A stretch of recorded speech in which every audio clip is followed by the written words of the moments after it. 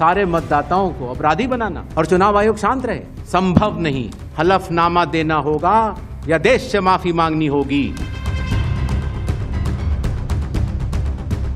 चुनाव आयोग के प्रेस कॉन्फ्रेंस ने देश की सियासत को हिला दिया है। राहुल गांधी पर माफी या हलफनामा देने की चुनौती देते देते आयोग अब खुद घेर चुका है। जब अखिलेश यादव के 18,000 एफिडेविट्स का जिक्र हुआ तब आयोग ने साफ कहा कि कोई एफिडेविट मिला ही नहीं, लेकिन अगले ही दिन तस्वीर और सबूत सबके सामने आ गए।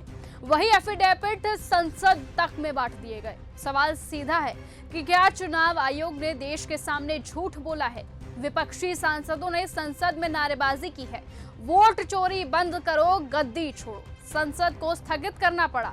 तो वहीं सड़कों पर राहुल गांधी और इंडिया गठबंधन चुनाव आयोग को सीधी ललकार दे रहे हैं और ये कह रहे हैं कि ये देशद्रोह है, वोट चोरी पर पर्दा डालने की कोशिश है, समय आएगा हम आपको पकड़ेंगे।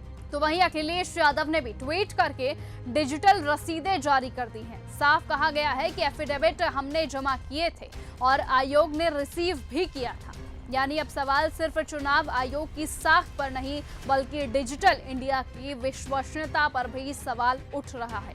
सीसीटीवी फुटेज को महिलाओं की प्राइवेसी बताकर रोकने वाले चुनाव आयोग पर अभिनेता प्रकाश राज तक भड़क उठे हैं। वो कहते हैं कि जब कैमरे लगाए थे तब महिलाओं से पूछा था क्या? विपक्ष का आरोप है कि आयोग बहाने बनाकर भाजपा को बचा रहा है। राहुल गांधी और विपक्ष ने तो यह आरोप लगाया है कि चुनाव आयोग को बचाने के लिए 2013 में नया कानून बनाया गया ताकि किसी चुनाव आयुक्त पर केस ना हो सके। तो वहीं विपक्ष ये भी कहता है कि ये वोट चोरी की सुरक्षा कवच है। चौंकाने वाली बात इसमें यह है कि कन्नौज से भाजपा के ही मंत्री असीम अरुण ने माना है कि हर बूथ पर हमारे वोट कटे, गड़बड़ी हुई। यानी सत्ता पक्ष के नेता भी आयोग की प्रक्रिया पर उंगली उठा रहे हैं। तो वहीं मल्लिकार्जुन खड़गे की अगुवाई में दिल्ली में बैठक हुई।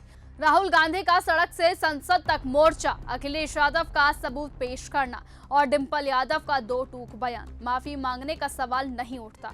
विपक्ष पूरी तरह से एकजुट है। तो अब क्या चुनाव आयोग लोकतंत्र की रक्षा करने वाली संस्था है या सत्ताधारी दल की ढाल? क्या मतदाता सूची और सीसीटीवी की आड़ में वोट चोरी का खेल चल रहा है? और सबसे अहम सवाल कि क्या चुनाव आयोग के इस रवैये से लोकतंत्र पर जनता का भरोसा हिल रहा है? बहरहाल बता दें कि बातें तो यहाँ तक चल रही हैं कि ज्ञानेश कुमार को गिरफ्तार किया जाएगा। जी हाँ, इस तरह की कई खबरें कई न्यूज चैनल्स इस वक्त चला रहे हैं, लेकिन इन तरह की खबरों की पुष्टि न्यूज गंगा नहीं करता। और फिलहाल आज की इस खबर में सिर्फ इतना ही। देश और दुनिया की तमाम बाकी खबरों से ऐसे ही जुड़े रहने के लिए आप बने रहिए और ऐसे ही देखते रहिए न्यूज गंगा। साथ ही कमेंट में बताएं कि आपको क्या लगता है, आखिरकार कौन सच बोल रहा है और कौन झूठ। ऐसी ही खबरों को सुनने और देखने के लिए सब्सक्राइब करना बिल्कुल मत भूलिएगा चैनल न्यूज गंगा। खबरें अच्छी लगी तो लाइक का बटन दबाना बिल्कुल मत भूलिएगा। कमेंट बॉक्स में टाइप भी कर सकते हैं और हाँ, शेयर करना भी बिल्कुल मत भूलिएगा।